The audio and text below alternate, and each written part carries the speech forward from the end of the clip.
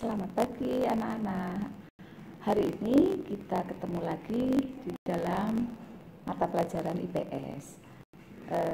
Kalian perhatikan tayangan video berikut ini. Jangan lupa ya, siapkan buku catatanmu dan juga pensil untuk mencatat hal-hal yang penting. Jika ada yang ingin kalian tanyakan nanti setelah akhir dari sesi ini. Oke, terima kasih. Pada pertemuan kali ini, kita masih membahas bab 1, yaitu tentang manusia, tempat, dan lingkungan. Bagian D, dinamika kependudukan Indonesia, temanya komposisi penduduk. Komposisi penduduk Indonesia tentunya tidak sama dengan komposisi penduduk di negara lain. Bahkan, di Indonesia, setiap provinsi, setiap kabupaten, bahkan daerah-daerah yang lebih kecil, komposisinya tentu tidak sama. Komposisi penduduk adalah pengelompokan penduduk berdasarkan usia atau umur, jenis kelamin, mata pencaharian, agama, bahasa, pendidikan, tempat tinggal, jenis pekerjaan, dan lain-lain. Pengelompokan ini dapat dikelompokkan lagi menjadi kelompok-kelompok yang lebih kecil. Misal, jika komposisi penduduk dikelompokkan berdasarkan usia atau umur, maka dapat kita kelompokkan lagi menjadi, misalkan, komposisi berdasarkan usia interval. Yang kedua, misalkan berdasarkan tingkat pendidikan. Dan yang ketiga, misalkan berdasarkan pada tingkat produktivitas. Berdasarkan jenis kelamin, ada laki-laki dan perempuan.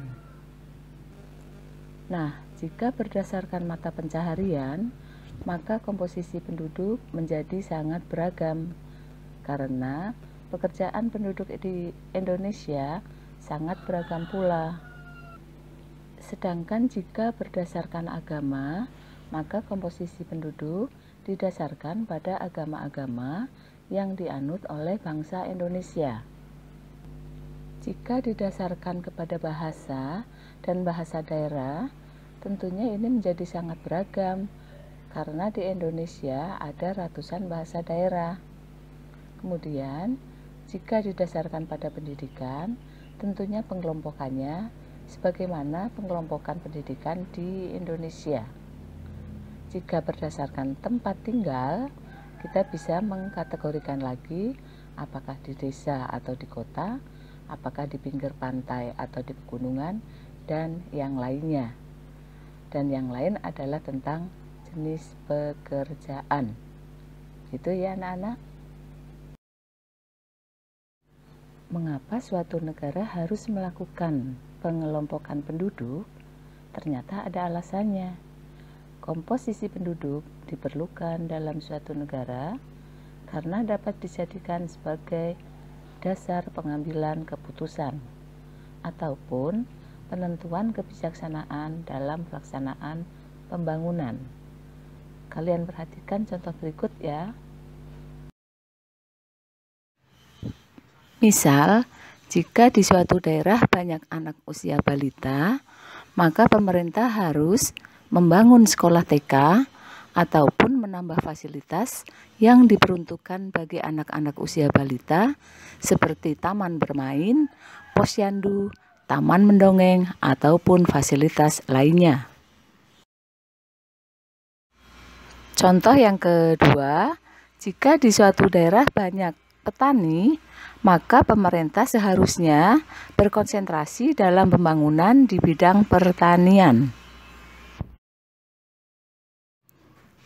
Sekarang contoh yang ketiga, misalkan pemerintah mengadakan sensus penduduk, kemudian memisah-misahkan data yang ada, lalu dibuat komposisi penduduk. Banyaknya penganut agama tertentu di suatu daerah, ini akan memudahkan pemerintah membangun tempat ibadah yang sesuai dengan jumlah penganutnya. Jadi itu tadi 3 contoh manfaat dari penyusunan komposisi penduduk. Penyusunan komposisi penduduk sangat penting bagi pembangunan. Gambaran mengenai komposisi penduduk perlu dikaji atau dipelajari, dianalisis karena berbagai alasan. Antara lain, setiap penduduk pasti memiliki karakter tertentu. Entah itu usia, jenis kelamin, mata pencaharian, agama, dan yang lainnya. Yang satu dengan yang lain sangat berbeda, sehingga memiliki potensi dan kemampuan yang berbeda pula. Berikut adalah contoh dari hasil analisis. Misal, jika di suatu daerah lebih banyak penduduk laki-laki yang berusia 15 hingga 64 tahun, pemerintah sangat beruntung sekali karena di situ banyak tenaga kerja potensial, terutama jika penduduk yang bersangkutan kondisinya sehat, berpendidikan, dan memiliki keterampilan yang tinggi. Dan sebaliknya, jika di suatu daerah banyak penduduk yang tidak produktif, maka akan membebani negara, baik tidak produktif usianya, maupun karena penduduk itu tidak sehat, tidak berpendidikan, dan tidak memiliki keterampilan. Pusing ya memikirkan tentang penduduk. Kita lanjutkan yuk. Yang pertama, komposisi penduduk berdasarkan usia. Komposisi penduduk berdasarkan usia atau umur dapat dibentuk dalam bentuk usia tunggal.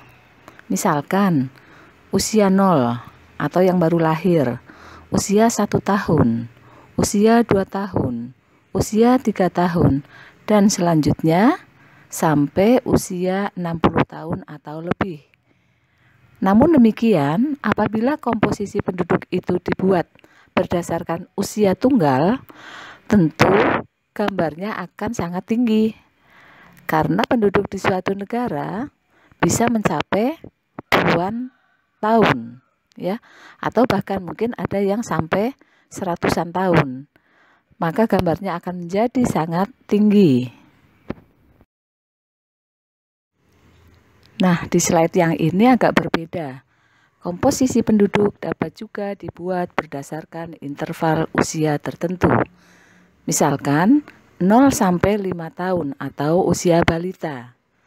Kemudian dilanjutkan dengan 6 sampai 12 tahun atau usia SD, dilanjutkan lagi dengan 13 tahun sampai 15 tahun atau usia SMP. Kemudian yang berikutnya adalah usia 16 hingga 18 tahun atau usia SMA. Selanjutnya 19 sampai 24 tahun atau usia perguruan tinggi. Kemudian 25 hingga 60 tahun atau usia dewasa. Dan yang 60 tahun ke atas atau usia lanjut. Pada slide ini, contohnya adalah komposisi penduduk berdasarkan pendidikan di Indonesia tahun 2010 berdasar beberapa pulau. Yang ada di dalam contoh adalah komposisi penduduk berdasarkan pendidikan di Pulau Sulawesi. Usia berapakah yang paling mendominasi? Ya, di sini terlihat sekali pada warna biru, di mana warna biru adalah komposisi penduduk siswa SD. Ya, jumlahnya sangat banyak. Kemudian yang merah adalah SMP. Jumlahnya menurun. Jadi ada kemungkinan ada anak SD yang tidak melanjutkan di tingkat SMP. Kemudian yang berikutnya, ya, yang berwarna hijau, itu adalah komposisi penduduk anak usia SMA, yang banyaknya mencapai 18%. Dan yang terakhir, yang jumlahnya paling sedikit, yaitu 5%, adalah komposisi penduduk anak-anak usia perguruan tinggi. Jadi pada umumnya semakin tinggi tingkatan pendidikannya, jumlah yang mengenyam pendidikan semakin berkurang. Hal ini ada kemungkinan karena ada beberapa anak yang tidak melanjutkan sekolah. Demikian ya anak-anak. Selain itu, komposisi penduduk juga dapat dibuat berdasarkan usia produktif dan usia non-produktif. Misalnya, usia 0 sampai 14 tahun atau usia belum produktif. Usia 15 sampai 64 tahun atau usia produktif, dan usia lebih dari 65 tahun atau usia yang sudah tidak produktif.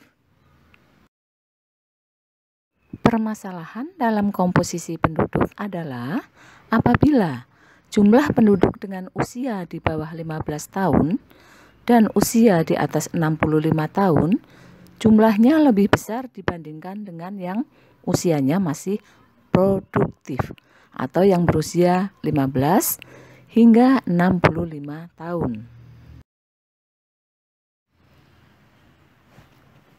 Pada slide ini digambarkan proyeksi atau perkiraan jumlah penduduk Indonesia menurut usia pada tahun 2015 hingga tahun 2045. Tergambar pada yang berwarna biru atau usia produktif sangat mendominasi penduduk yang ada. Jika demikian, maka Indonesia akan mudah menjadi negara yang maju. Sedangkan apabila didominasi oleh penduduk belum produktif dan juga yang sudah tidak produktif atau yang berwarna hijau dan pink, maka beban negara menjadi sangat berat. Mengapa beban negara menjadi berat? Beban negara menjadi berat karena penduduk usia produktif menanggung hidup seluruh penduduk usia non-produktif. Sebaliknya, jika semakin kecil angka ketergantungan, akan semakin kecil pula beban dalam menopang kehidupan penduduk usia non-produktif.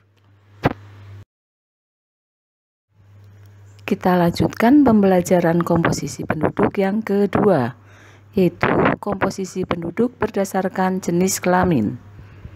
Komposisi penduduk berdasarkan jenis kelamin juga sangat penting untuk diketahui, karena dapat digunakan dalam menghitung angka perbandingan jenis kelamin atau sex ratio.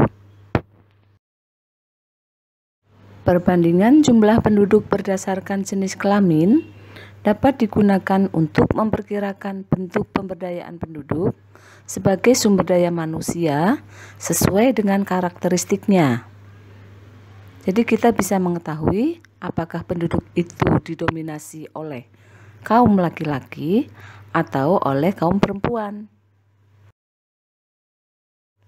Misalnya, berkenaan dengan pekerjaan, tanggung jawab, serta bentuk pengembangan pendidikan dan pelatihan yang sesuai dengan potensi dan kemampuan penduduk. Sekarang kalian perhatikan beberapa contoh pada slide berikut ini. Jika di dalam sensus penduduk diketahui bahwa komposisi penduduk laki-laki itu lebih banyak, maka pemerintah akan sangat sesuai apabila membuka kesempatan kepada pekerjaan yang diperuntukkan kepada kaum laki-laki, misalkan di bidang pertambangan. Pertambangan lebih sesuai menggunakan tenaga kerja laki-laki, terutama yang usia produktif. Namun sebaliknya, apabila sensus penduduk diketahui bahwa komposisi penduduk perempuan lebih banyak, maka ada kemungkinan pemerintah membuka usaha di bidang yang menyerap tenaga kerja perempuan. Misalnya perusahaan garmen. Perusahaan garmen lebih banyak memanfaatkan tenaga kerja perempuan. Sekarang ini dalam hal lapangan pekerjaan telah mengalami pergeseran. Pada zaman dulu, kaum laki-laki lebih dominan untuk berusaha dan mempertahankan diri. Saat itu, teknologi masih sangat sederhana, sehingga hanya penduduk yang memiliki tenaga dan kemampuan fisik yang kuat yang dapat bertahan hidup.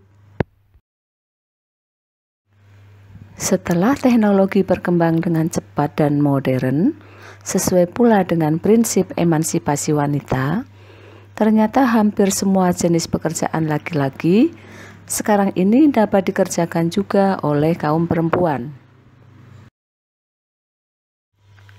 Nah, selesai sudah penjelasan tentang komposisi penduduk. Sekarang anak-anak perhatikan kuisnya ya. Sekarang kuis ini kalian kerjakan di buku catatan kalian. Jangan lupa nulisnya yang rapi dan jelas. Kalian dapat mencari jawaban dari internet ataupun buku, atau dari sumber yang lain. Jangan lupa cantumkan sumbernya. Selamat mengerjakan.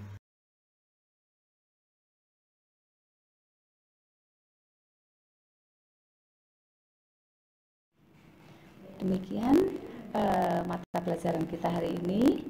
Kita akhiri dengan ucapan syukur. Mudah-mudahan apa yang sudah kalian pelajari akan bermanfaat untuk masa depan kalian. Terima kasih. Sampai ketemu pada pertemuan berikutnya.